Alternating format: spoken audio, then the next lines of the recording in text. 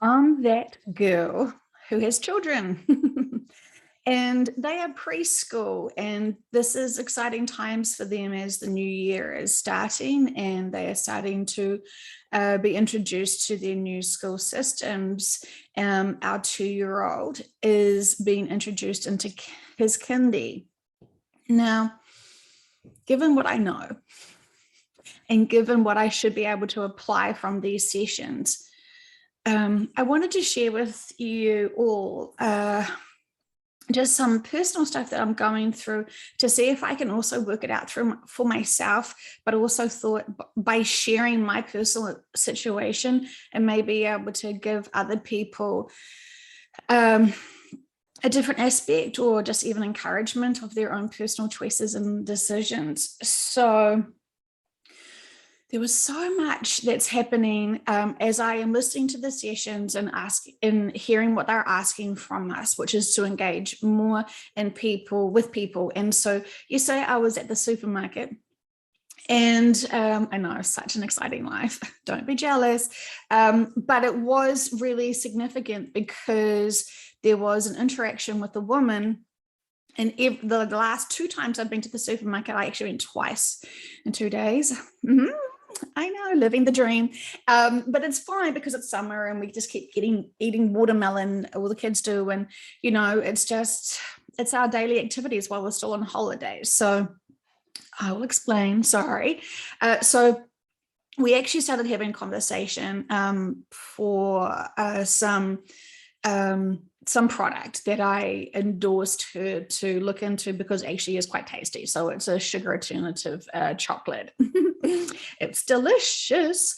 Anyway, so we actually had a conversation because I wasn't wearing a mask and she was, and she introduced herself to me like this. So, and she's like trying to adjust her mask, and she's saying, my husband doesn't wear masks too. So, I kind of understand where you're coming from. And it's like, oh, okay, cute, but you're still wearing a mask and that is fine. I'm not judging you, and your husband doesn't. So I was just trying to listen to what she was wanting to say to me and what she was wanting to share. And immediately she started opening up, and she could see my 3 children that needed to touch everything in the aisles. Very exciting times for them. So remembering my children are still 2 and 5. So I've got 5-year-old twins, and they are very busy and they love to explore. So while I'm trying to listen to this woman, I'm also trying to see my children almost opening up every packet in the store, which was very exciting. But that's typical for kids and supermarket experiences in my scenario. Anyway, it does feel like quite a personal little rant, doesn't it? But there is significance to this. So when I was conversing with her, she started telling me how she has chosen to be vaccinated, but now she's very concerned about her children. Because she doesn't feel like this is an alignment for them to have this one. And she knows that they are going to be limited to certain activities and events if they don't. And so because she's complied, she has taken all her requirements to be able to get the vaccine passport. As a concerned mother, she has written to the authorities to be able to understand what's next, and she's got lots of personal questions about how it's going to impact her children, and she just wants reassurance from the ministry. And she's so confused why she's not being supported by the ministry in any response. Okay, yes, it is summer holidays and many office workers are away, but still, if we're in this big stressful emergency pandemic experience, why are there not people in offices supporting mothers who are worried and concerned about future events for their children? So delicious. Anyway, so I'm not going to I'm not going to tell anyone what to do with their children and what to do with their bodies. It's your responsibility and your choices. I can share with you my opinion and my experiences. When I was putting myself through university, I was working at a hospital for 5 years, and I got to have some fantastic relationships and friendships with doctors and nurses whom I got to know at a very personal level. Sounded like I dated all of them. I didn't. But I had real true friendships. And so they confided in with me their personal experiences and their professional experience. Their professional opinion is not their personal opinion. But yet when you have to ask them as when they're being paid and they're in their uniforms and they're having to state their position, it has to come from a professional.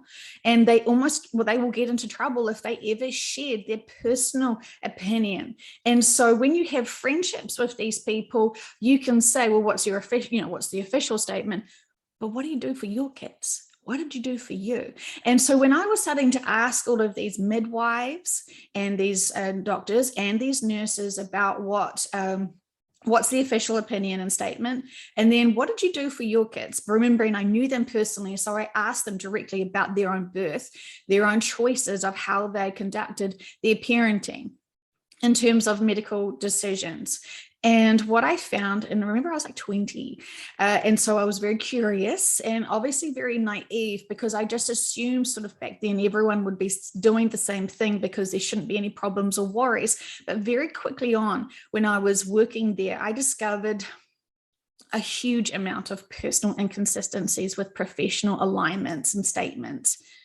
And so it really confused me, because privately I was investigating what everyone's personal choices were, and it was so varied for very different reasons, very different experiences. And I just realized that it truly has to be an individual choice what we do, because all of these midwives, all of these doctors, and all of these nurses all have the same one statement of what we all should be doing. But yet privately, they all had very firm, very distinctive, different experiences and advice and opinions of what they did for their own children. Now, isn't it a little bit hypocritical, in my judgmental opinion, that if you are being paid to follow one narrative, but you're not doing it yourself at a personal, private, educated level, my moral compass is doing this. This is internally, like, I bet you when those doctors and nurses and midwives dreamed about taking on these roles, they thought that they were going to be able to truly empower people and connect them and have this beautiful harmony and balance birth cycle and be in great well health, because I worked at a women's hospital. And so we were dealing with pregnancies and gynecology and all this sort of, fantastic women's stuff.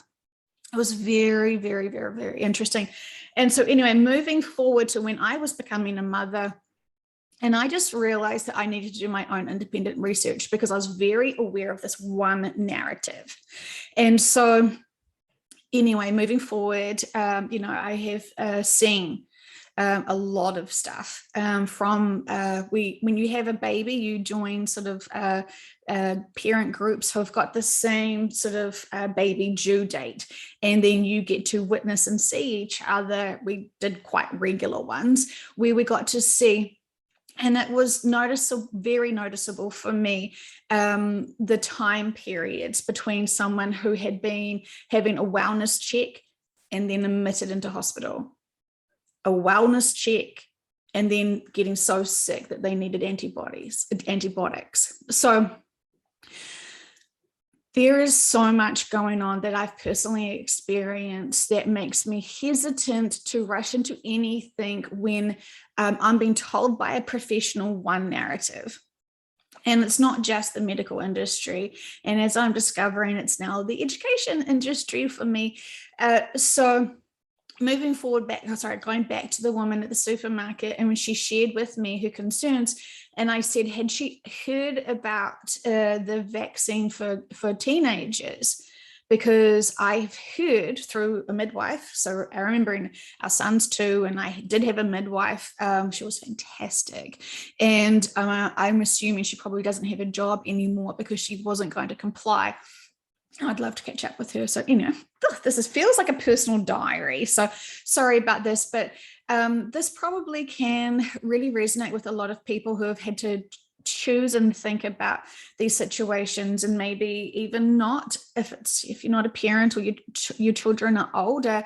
This is just a little reminder of the fun times of having little kids.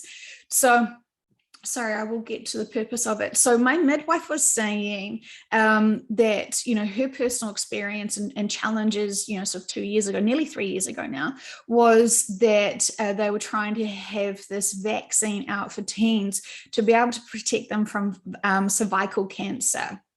Which sounds like, yeah, you want everyone to be protected from cancer, right? Like everyone does. And then, move forward into this work until I understand the significance and purpose of cancer. Very interesting. And again, this work and this information and what Dolores had been working on, it is decades old. And she understood and she worked out the purpose and significance and the reasons for cancers. And yet there is so much money still being researched into protection and prevention of cancers, and that this is a big scare and fear for many people. So anyway, interesting now that I'm still living in my physical life in 3D, but I have this mindset and this understanding and perspective of all these health issues and situations. So I'm trying to merge them together because my daily life is very much current and I'm very much in it. So obviously, but I wanted to share with you how my life a little bit more, just so you can understand the challenges of me also needing to apply the information that we get given, and to be able to make good on my understandings and not lose my balance or my cool. Anyway, so I love this woman at the supermarket. She was so open, we could have talked for hours. And so I said to her that the research and they haven't made the correlation yet about the vaccine for the cervical cancers for teens.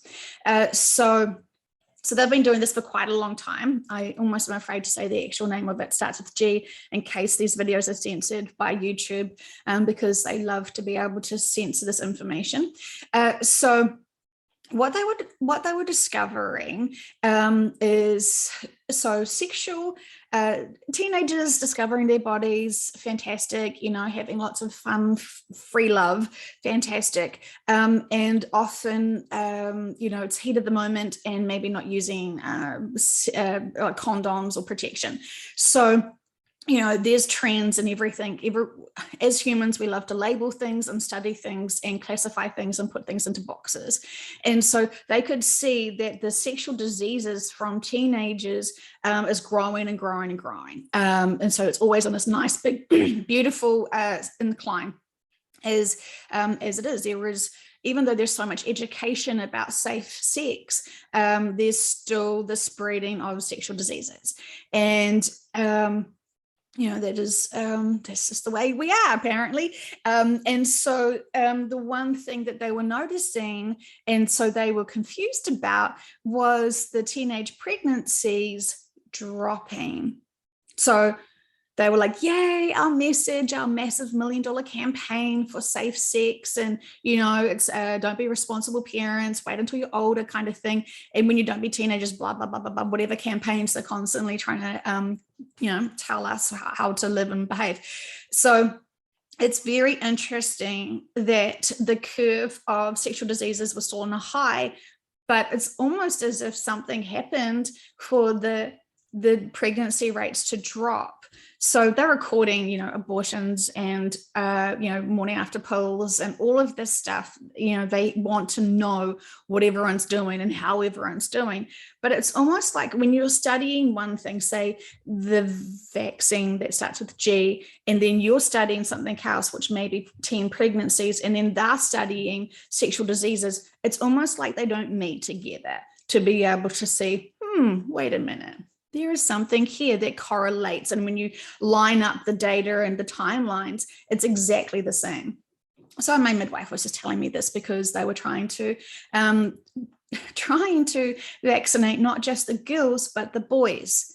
We're very concerned about them also getting cervical cancer.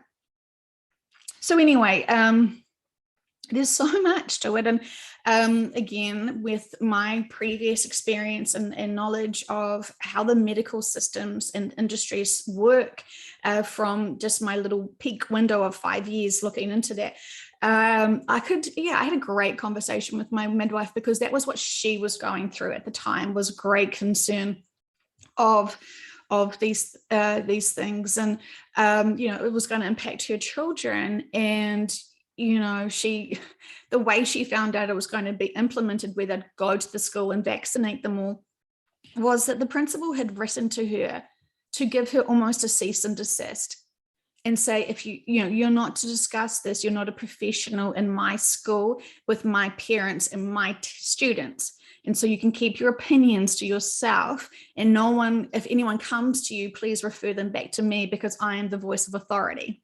And so it got a little bit triggering for my midwife, because she just thought, well, interesting, because that's not going to shut me up. And so anyway, so that was what she was going through. So getting back to the woman at the supermarket, I was discussing with her that, and she'd already given her daughter that. And so what she really wanted to say to me was, and she did literally say this to me, I'm trying to be neutral and respect my husband because of his choices. And I've just, I've followed and obeyed loyally.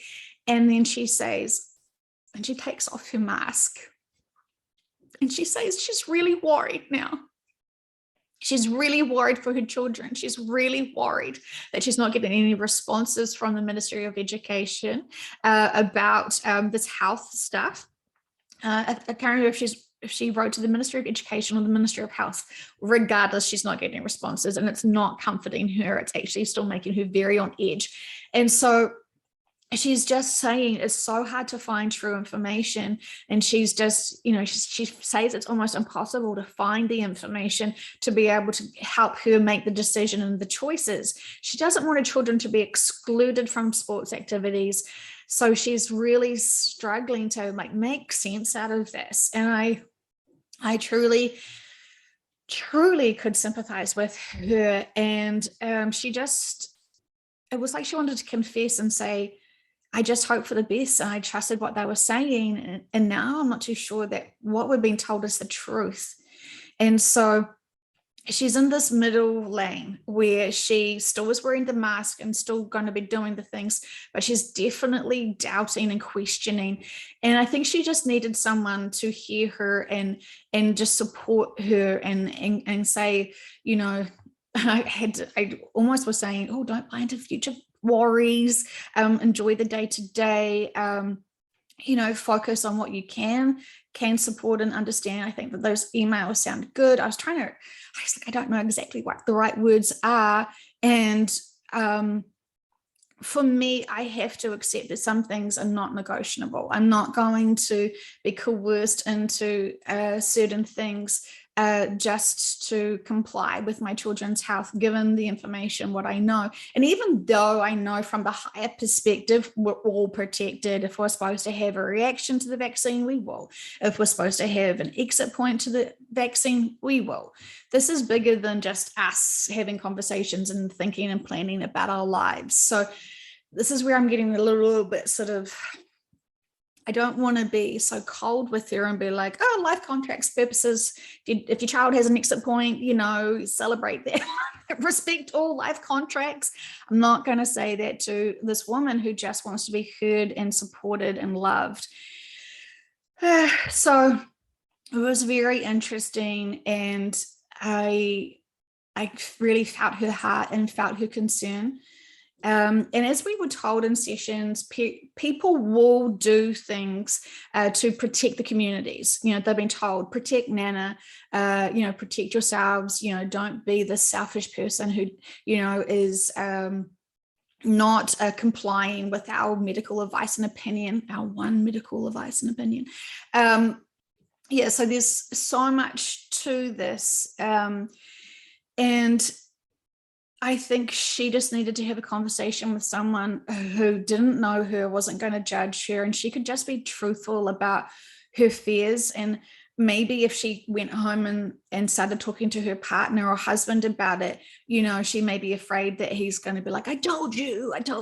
So like, who knows what's going on with her? But I do realize that why I was being called to go to the supermarket the second time in 2 days truly was going to be very clearly to support and listen to this woman, and to be able to tell her that there is information out there. And I trust the doctors that are getting censored, because there is censorship issues here. And it's almost like, if you want the true truth, you find who's been censored. And then we have to even question, why are we being censored from the truth? It is so confusing, isn't it? When it should be really open. If you truly trust your one statement, your one position, you should be open to all, knowing that, yep, we've heard all of these other situations, but in our professional opinion, this. Anyway, it's very heated, and I want everyone to know that I am trying to support people in a physical capacity to be able to hear them and support them. And we didn't exchange numbers, but she needed to know that there were other people who are saying their truths. And, I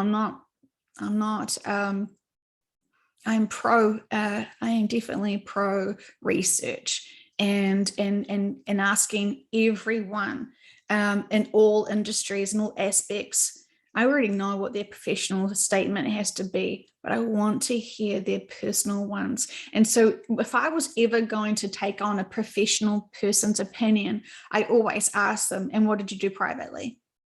And they get always taken back, because, oh gosh, now you want me to be truthful about my own choices and decisions? Because ultimately this one statement is merely a guideline, and they're just hoping many people will follow it. So I know it's a very heated conversation, and I am definitely not judging anyone's choices, and I respect everyone's decisions, absolutely, just like I would like people to respect my decisions. So another thing that we're going through right now, which I actually did want to speak to you about, I'm surprised I talked about the supermarket, was trying to transition our son into a kindergarten. And I discovered once again how I'm being told the one narrative.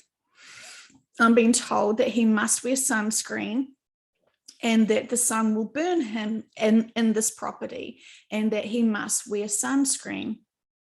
Now, given what I know about sunscreen, and given what I know about my son, and also given what I know about the one sun, the one source that we have, this kindergarten doesn't have its own unique sun.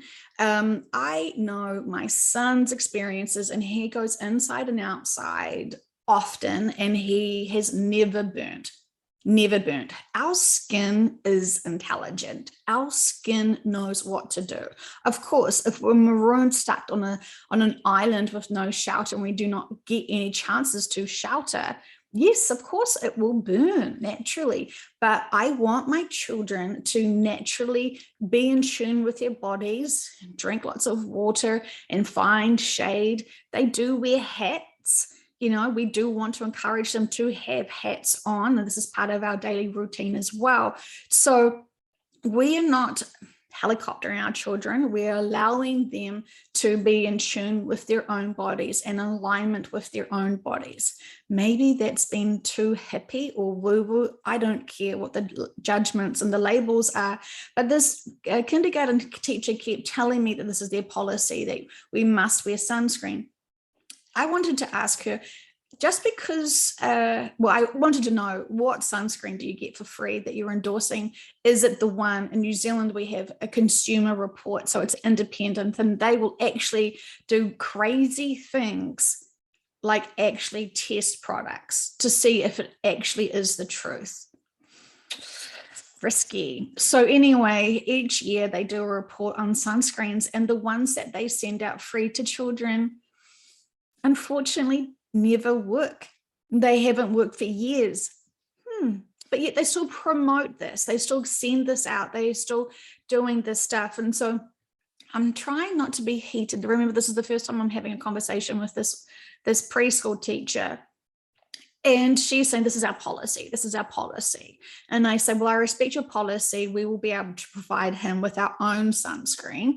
And, but she just was not able to hear the different narratives of what she was trying to tell me. And, I'm 45, and I caught myself after this connection realizing she actually told me a lot of things to do as a professional, telling me things to do. And I almost felt like, gosh, like 20 years ago, I would have been like taking notes and, oh yes, well, she's a professional. I must lather my children with this free sunscreen because it says it's all condoned and safe, and, do all of these things.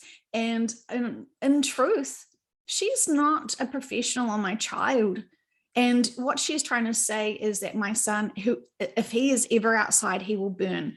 Well, I'm sorry, my friend, but every day of his life that he has been outside is proving you false. So I'm remembering how with education systems like this, they try to disempower the parent so quickly to disarm them and make them feel like, shit, maybe I'm not doing a good enough job. Oh gosh, I didn't know that. Frick, oh, thank you, professional person, for advising me of my child's skincare. So, it's a learning curve. And I know so many parents who have been coerced because they have been manipulated into following this one narrative. And, we all know that every system is to disempower humanity. So there is another fun thing I'm experiencing at the kindy is because I am not vaccinated myself, I'm only allowed to stay at the kindy for 30 minutes. So our son, bless him, with the twins, they had each other and they always were with each other. So when they explored their Montessori approach, they always had each other, and we knew that that was fantastic for them to always have each other. We may not always be there, but they've always got each other. And so when we had a singleton, everything was very novel, and he is very independent. So when my partner took him to see the kindy last week, he was allowed to stay there for like 3 hours. And, no teachers told my partner that he was only allowed to stay there for 30 minutes. So I walk in and, I get told immediately to wear a mask. And I say, well, I've got an exemption. And then they say, oh, well, you're only allowed to be here for 30 minutes. And I was like, sorry, what? Like, I didn't realize there was a time limit. And they were just like, yeah, you're only allowed to be here for 30 minutes. And I was like, so what would happen after 31 minutes in terms of science and the virus? Like, would suddenly it just arrive and then I would infect everyone? Like, I'm trying to understand what the 30-minute gap is. And they just sort of didn't answer me, which was very strange. And then, they always sort of were talking about how hard it is for their jobs because they have to wipe all the surfaces down when the children leave with this. She's like, oh, it's really intensive, like a bleach product, something, sterilizer, something. And, it's so hard for them. And I just sort of thought, yuck, well, it's interesting. I mean, I asked her about, didn't we just get told in a massive big campaign not so long ago that dirt is good and that too many children are in sterilized situations, so they don't have any immunity or any natural ability to be able to defend off certain just dirt, and they're encouraging children to play in the dirt and have little small testers of every different kind of grossness out there, really, to be able to protect them naturally. And and I just asked her, what happened to that campaign, Dirt is Good? And she's like, oh, I know, it's so crazy. And I'm like, and yet you're still complying. So she is, when you use heaps of that antibiotic whatever it is, that really full on oh gosh, what is it? The sprays that kills all the bacteria. Remember, just like everything, there is good bacteria and bad bacteria. And when you are nuking everything, ultimately those children are touching that surface, touching their mouths, and then they're introducing their antibacterial component into their systems. From these sessions that I've been doing, the most valuable thing and super important thing that we have in our body is our gut bacteria. This is brilliant, and this helps us truly be in balance and harmony. And I have always appreciated and loved being able to ask the subconscious in sessions, what is the gut bacteria like? And can you be able to help balance it back into a good balance? Heaps of people are having probiotics for that same thing, and the subconscious is able to do this for us. This is why, these sessions are profound, because we can have heavy metals removed and released from our systems and flushed out naturally. I have to say it's a bit rough for a few days, but it's good to get those heavy metals out of our systems.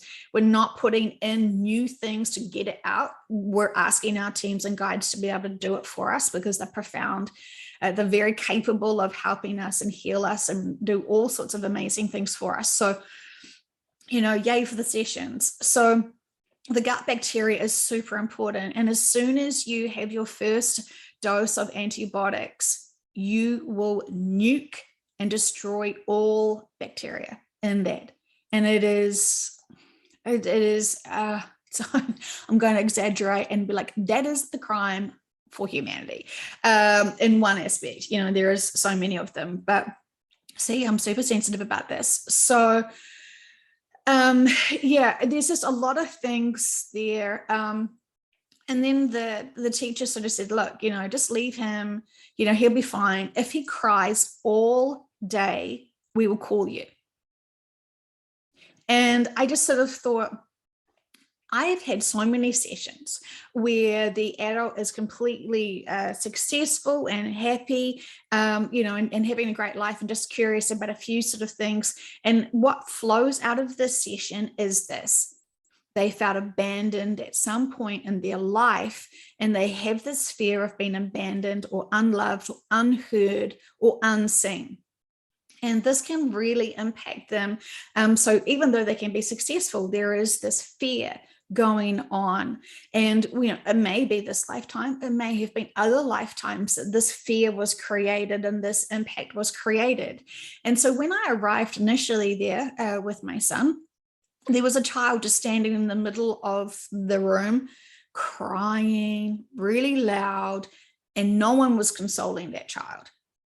All the children were looking and seeing that child just standing there and just being so miserable. It wasn't a hurt cry. It was, I'm so alone.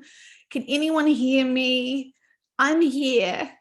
And none of the teachers acknowledged that child. And, I am not a professional kindergarten teacher, so, maybe that's normal, but in my world, in my work, knowing that children who are crying are feeling very vulnerable. And if you're very vulnerable and you don't get support from adults who are there to support you, something changes within you. And we've also heard in sessions about children crying in cots and not feeling supported. And this really, broke my heart too. So there's so much that I have to personally apply. And so this teacher was telling me, we'd call you if he was crying all day. And I said, well, define a day.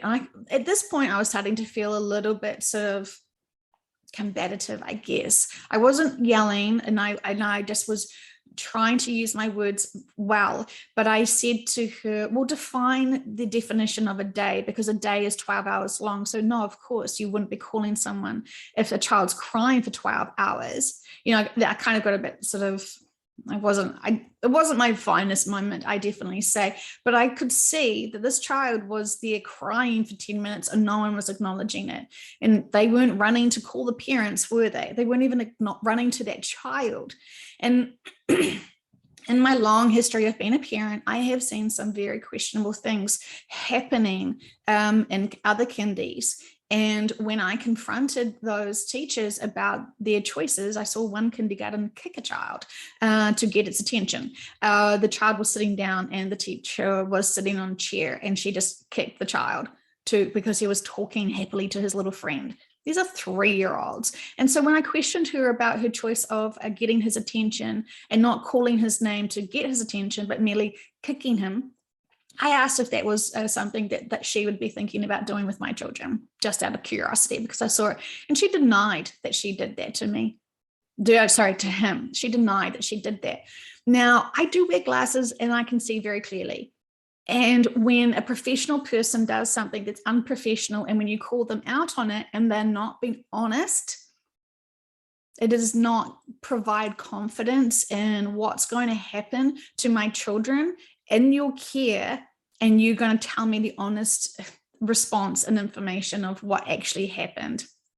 So, yeah, I think I've had too many experiences where I blindly trusted professionals and to find them then unprofessional.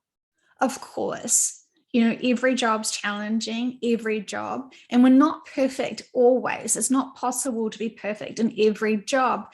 But when I fail, or when I when I haven't got the skill sets to be the best that I could, I want to be responsible for that and admit it and be able to know to grow. But when I am blatantly lying and saying to the parent who she forgot was around the corner, very watching this teacher, maybe she didn't remember, because maybe she just does this all the time. So she's completely oblivious to her behavior. However, don't tell me you didn't kick that child, because I saw it. And so the older version of me, the younger version of me, 20 years ago, I just would have been like, yeah, maybe I was just, maybe I just daydreamed that. I would have doubted myself. And I find these professionals are so comfortable in their position that they will talk down to people and sow seeds of doubt for them and stop and block the conversation. And I guess part of what we are supposed to be doing from what we have been hearing in sessions is stand up to our truth. And, try not to have arguments with people, try not to make them feel uncomfortable, but be strong in your own truth. And I know that my personal experiences may not ever relate to anyone else's, and I'm sorry for the long monologue, but I wanted to share with you what I'm going through personally. And I have to come to a conclusion of whether these kind of systems work for our family. And I know I am responsible for my son's emotional and spiritual security. And when I'm not there, I have to trust someone that will be honest with me, who can. And how can I get a gauge and sense of these people's integrity when I'm only allowed to be on the property for 30 minutes? I just don't feel that. I don't want to be a helicopter parent, but I also don't want to be afraid of speaking my truth. And I just feel like he is much more comfortable at home, and this may not be the right system. And of course, that I did mention to my partner, potentially we should be starting to look at homeschool. And he just started having reactions, and he was like, I just don't think I am capable of that. And I said, we need to just look into it, because I have had some fantastic conversations with homeschool parents, and it's not actually as hard as they were fearing themselves. There's a fantastic community. And I have worked with a lot of homeschool children in the past when I was, because I'm a commercial photographer by one trade, I've done lots of fun things in my life. And so I was taking them around and helping them develop their eye and to be able to use some software and have some fun. And I loved them because they were so passionate about learning. They wanted to learn because it wasn't forced on them. This was something that they were interested in, and they were allowed to explore what they were interested in, which of course anyone, when we are naturally curious about something, we will always be more open to learning and growing and exploring it. And so it was really cool. We went to a chocolate factory and to see chocolate being made and all the processes of it. And so I wanted them to document this one fun time. And of course, they were very interested in the chocolate, but it was really curious for them to document the processes of the chocolate. So I really enjoyed that, and I loved hanging out with those children. Originally, I thought, oh gosh, so many children, what am I going to do? But actually, it was a joy, and it was a blessing, and I really loved it. And then, yeah. So anyway, gosh, oversharing, dear diary logs, but I wanted to reflect and be accountable for what I'm going through as well. So I am definitely, feeling the impacts of my choices, but nothing is going to stop me or change my personal opinions about complying to certain things. I'm sorry if this offends anyone. I truly am, because I'm not trying to trigger you or offend you with my perspective and my point of view. Of course, I know I'm going to be safe and protected if my family or me do get the vaccine. I trust that, and I know that. But it is not about just doing something like that and knowing that I'm going to be safe. I don't want to actually follow this system anymore. I don't want to just accept that this little box that the professional people are advising me and forcing me and coercing me into doing, it still isn't, my moral compass is still not there yet. And I don't think that's part of the solution for me. And, I'm not too sure why they wanted me to share all of this. And I just do know that when I'm frustrated with teachers trying to tell me with all of their professional wisdom about sunscreen and sun care, they're trying to convince me of something that I know is not true. And do I just overlook that and then just trust my son's going to be safe? Yes, I know that when children cry, they're safe. They're not dying, they're not hurt, they have an emotional reaction.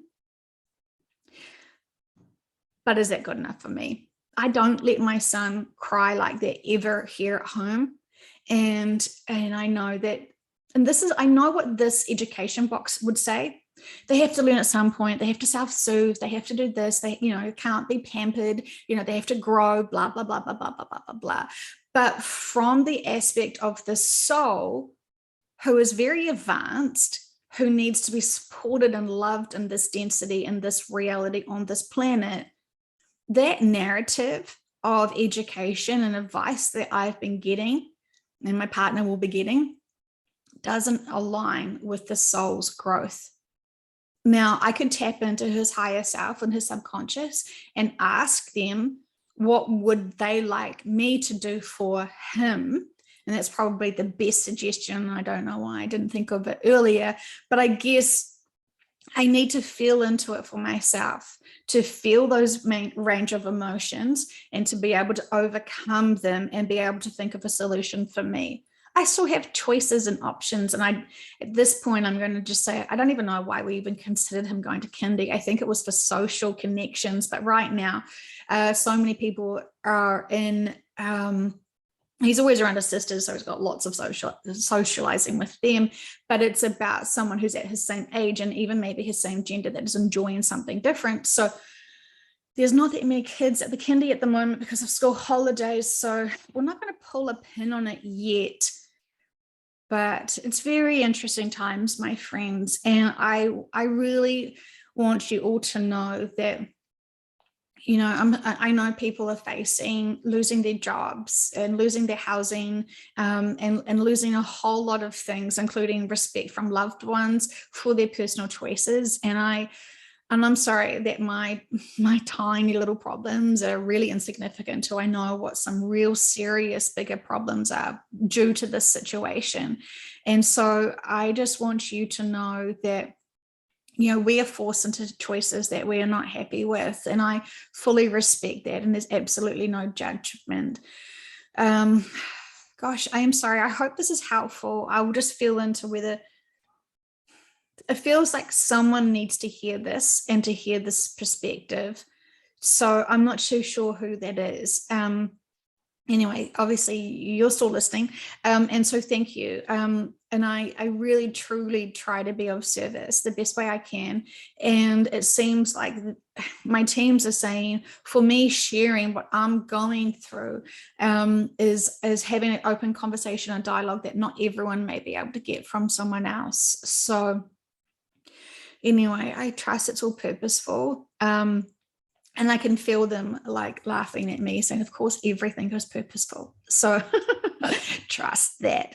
Okay, my friends, I love you. Enjoy your days, find the joy, and trust that we can control our narratives. And when we are being forced to do something that doesn't align with us, it doesn't mean we have to do it. We don't have to comply. We can just find other choices and other ways around it. And often when I've been declined or limited for one thing, and I feel so frustrated because I think I really want it, being forced into a new direction, actually, when I get there and look back and reflect on what did I learn there, it's a blessing. It always is a blessing. And sometimes when we want something so bad and it doesn't work out for us, often we're being protected from it going totally to custard.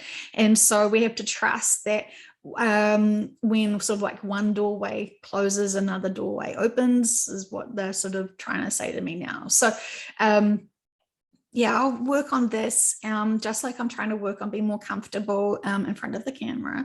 But, you know, I'm doing the best I can. And I really respect those people who overlook and don't come from viewing this information or viewing me or my sharing and oversharing with judgment, because it really does impact you. It doesn't impact me at all, because I know I'm trying to do the best I can. I'm trying to be honest. I'm trying to be accountable, and I'm trying to be responsible for what's going on in my life. So remember, when we judge others, it's really just destroying our own density.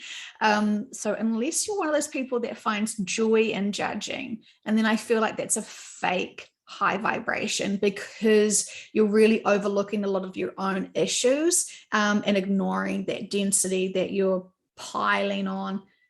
Fascinating. Anyway, much love to you all. I hope you truly find your joy. And thank you so much for all the people that emailed me to let me know that they found their childhood joy yesterday and were living for it in their best days.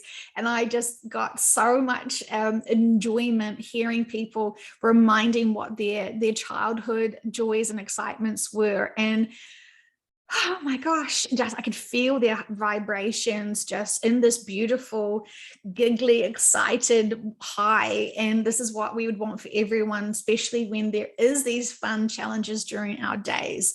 And so thank you for everyone messaging me about that. That gave me such a great delight. And there's just so many wonderful things happening. And I love connecting in with you all and having conversations about what's going on for you, because potentially this can help me be able to see things from a different perspective. As I have my small life with my small children, I'm sort of out of touch with everything, but the blessing of having many clients is I get to hear all aspects of all industries and all locations around the world. And so I am grateful for what I do get to experience and hear. So thank you, thank you, thank you.